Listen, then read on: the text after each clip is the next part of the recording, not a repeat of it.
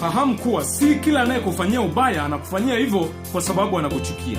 Wengine wanakufanyia mabaya kwa sababu wametumwa na Mungu kukuinua, wametumwa na Mungu kukupeleka viwango vingine.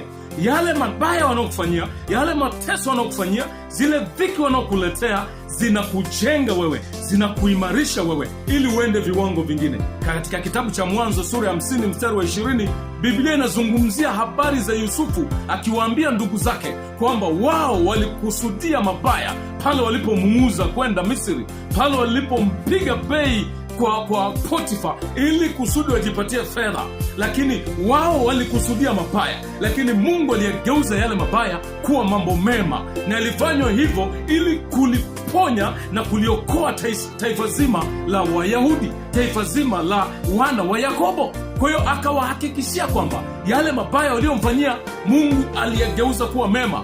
Kwa hivyo elewa, si kila ubaya unaofanyiwa na watu ni kwa nia ya kukuchukia, ni kwa sababu wanakuchukia. Hapana, mengine yanaruhusiwa na Mungu mwenyewe, wanaletwa na Mungu mwenyewe wakufanyia ubaya. Kwa hiyo usiwachukie hao wanaokufanyia mabaya. Wakati mwingine waombee, kama Biblia inavyosema, waombeeni wanaowaudhi, wapendeni maadui zenu.